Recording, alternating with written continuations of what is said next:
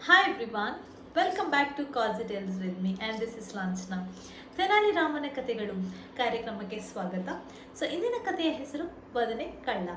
So ಈ ಕಥೆಯಲ್ಲಿ ಏನಾಗುತ್ತೆ ಅಂತ ನೋಡೋಣ. ಸೊ ಒಂದು ದಿನ ತೆನಾಲಿ ರಾಮಕೃಷ್ಣನು ಅರಮನೆಯಲ್ಲಿ ಮಾಡಿರುವಂತಹ ಪದಾರ್ಥಗಳನ್ನು ಸವಿತಾ ಇರಬೇಕಾದ್ರೆ ಅದರಲ್ಲಿ ಬದನೆ ಪಲ್ಯ ಅವನಿಗೆ ತುಂಬಾ ಇಷ್ಟ ಆಗುತ್ತೆ. ಆ ಬದನೆ ಏನು ಅಂತ ಹೇಳಿದ್ರೆ ಅದರಲ್ಲಿ ಬೀಜಗಳಿಲ್ಲದೆ ಇರುವಂತಹ ಒಂದು ಬದನೆಯಾಗಿರುತ್ತೆ.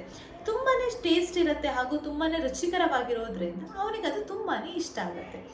ಆಗ ಅವನೇನು ಮಾಡ್ತಾನೆ ಅಂತ ಹೇಳಿದರೆ, ಈ ಬದನೆನ ನಾನು ಹೇಗಾದರೂ ನನ್ನ ಹೆಂಡತಿಗೂ ಕೂಡ ತಗೊಂಡೋಗಿ ಕೊಟ್ಟರೆ ಮನೆಯಲ್ಲಿ ಕೂಡ ಅವಳು ಅಡುಗೆ ಮಾಡಿಕೊಡ್ತಾಳೆ ಅಂತ ಅಂದ್ಕೋತಾನೆ. ಹಾಗೆ ರಾಜನ ಆಸ್ಥಾನದಲ್ಲಿರುವ ಯಾರಿಗೂ ತಿಳಿಯದಂತೆ ತೆನಾಲಿ ರಾಮಕೃಷ್ಣನು ಕೆಲವು ಬದನೆಗಳನ್ನು ಅಲ್ಲಿರುವ ಅಂದರೆ ಅವರ ಹೂ ಗಿಡಗಳಲ್ಲಿರುವಂಥ ಬದನೆಗಳನ್ನು ತೆಗೆದುಕೊಂಡು ಹೋಗಿ ತನ್ನ ಹೆಂಡತಿಗೆ ನೀಡ್ತಾನೆ. ಆಗ ಹೆಂಡತಿನೂ ಅದರ ಅಡುಗೆಯನ್ನು ಮಾಡಿದಾಗ ಅವಳಿಗೂ ಕೂಡ ತುಂಬಾ ರುಚಿಕರವಾಗಿರುತ್ತೆ. ಹಾಗೆ ಈ ರುಚಿಯನ್ನು ತನ್ನ ಮಗನಿಗೆ ಕೂಡ ತಿನ್ನಿಸ್ಬೇಕು ಅಂತ ತುಂಬಾ ಅವಳಿಗೆ ಇಷ್ಟ ಇರುತ್ತೆ. ಆದರೆ ತೆನಾಲಿ ರಾಮಕೃಷ್ಣನ ಮಗ ಏನು ಮಾಡಿರ್ತಾನೆ ಅಂದರೆ ನಿದ್ರೆ ಮಾಡ್ತಾ ಇರ್ತಾನೆ ಆ ಸಂದರ್ಭದಲ್ಲಿ.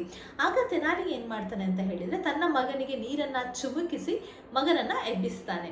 ಆಗ ಅವನು ತುಂಬ ನಿದ್ರೆಯಲ್ಲಿ ಇರೋದ್ರಿಂದ ಅವನಿಗೆ ಏನು ನಡೀತಾ ಇದೆ ಅಂತಲೇ ಗೊತ್ತಿರೋದಿಲ್ಲ. ಹಾಗೆ ಈ ಬದನೆಯನ್ನು ತನ್ನ ಹೆಂಡತಿ ಅಂದರೆ ತೆನಾಲಿ ರಾಮಕೃಷ್ಣನ ಹೆಂಡತಿ ಮಗನಿಗೆ ತಿನ್ನಿಸ್ತಾಳೆ. ಮಗನಿಗೂ ತುಂಬ ರುಚಿ ಆಗುತ್ತೆ. ಬಟ್ ಅವನು ಕಣ್ಣು ಮುಚ್ಕೊಂಡೇ ಇರ್ತಾನೆ, ನಿದ್ರೆ ಗುಂಗಲೇ ಇರ್ತಾನೆ, ಚೆನ್ನಾಗಿದೆ ಅಂತ ಹೇಳಿ ಮಲ್ಕೊಂಡ್ಬಿಡ್ತಾನೆ. ಸೊ ಹೀಗೆ ಇರಬೇಕಾದ್ರೆ ರಾಜನಿಗೆ ಯಾಕೋ ಒಂದು ಕುತೂಹಲ ಬರುತ್ತೆ. ಹಾಗೆ ಇವರ ಮೇಲೆ ಸಂದೇಹ ಕೂಡ ಬರುತ್ತೆ. ನಮ್ಮ ಆಸ್ಥಾನದಲ್ಲಿರುವಂತಹ ಈ ಬದನೆಗಳನ್ನು ಯಾರು ಕದಿತಾ ಇದ್ದಾರೆ ಅಂತ ಅವನಿಗೆ ಗೊತ್ತಾಗುತ್ತೆ.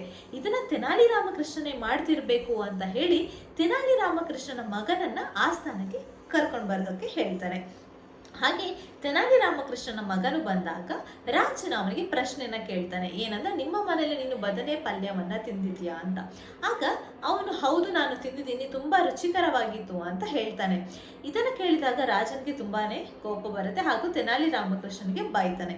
ಆಗ ತೆನಾಲಿ ರಾಮಕೃಷ್ಣ ಹೇಳ್ತಾನೆ, ಇಲ್ಲ ಮಹಾಸ್ವಾಮಿ, ಯಾಕಂದ್ರೆ ನನ್ನ ಮಗ ಹೇಳೋದೆಲ್ಲ ಸುಳ್ಳು, ಅವನಿಗೆ ಏನೂ ಗೊತ್ತಿಲ್ಲ, ಬೇಕಾದ್ರೆ ನೀವೇ ಕೇಳಿ, ಆ ಪದಾರ್ಥವನ್ನ ತಿನ್ಬೇಕಾದ್ರೆ ನಿನ್ನೆ ಮಳೆ ಆಗ್ತಿತ್ತಾ ಅಂತ ಕೇಳಿ ಅಂತ ಹೇಳ್ತಾನೆ.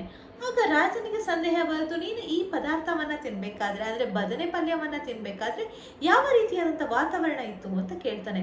ಆಗ ಆ ಹುಡುಗನಿಗೆ ಏನೂ ಗೊತ್ತಾಗೋದಿಲ್ಲ. ಅವನಿಗೆ ನೆನಪಿರೋದೇನಂದ್ರೆ ತನ್ನ ಮುಖದ ಮೇಲೆ ಬಿದ್ದಿರುವಂತಹ ನೀರಿನ ನೆನಪಿರುತ್ತೆ, ಅಂದ್ರೆ ಹನಿ ಬಿದ್ದು ಅವನನ್ನ ಎಬ್ಸಿರ್ತಾರಲ್ವಾ.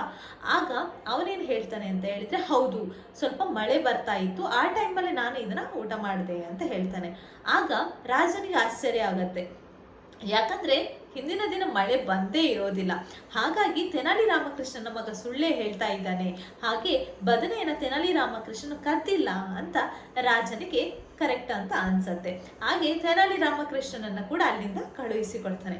ತೆನಾಲಿ ರಾಮಕೃಷ್ಣ ಮನಸ್ಸೊಳಗೆ ನನ್ನ ಉಪಾಯ ಹಾಗೂ ನನ್ನ ಜಾಣ್ಮೆ ತುಂಬಾನೇ ಸೂಪರ್ ಅಂತ ಹೇಳ್ಕೊಂಡು ತನ್ನನ್ನೇ ಶಬಾಷ್ ಅಂತ ಹೇಳಿ ಅಲ್ಲಿಂದ ಹೋಗ್ಬಿಡ್ತಾನೆ.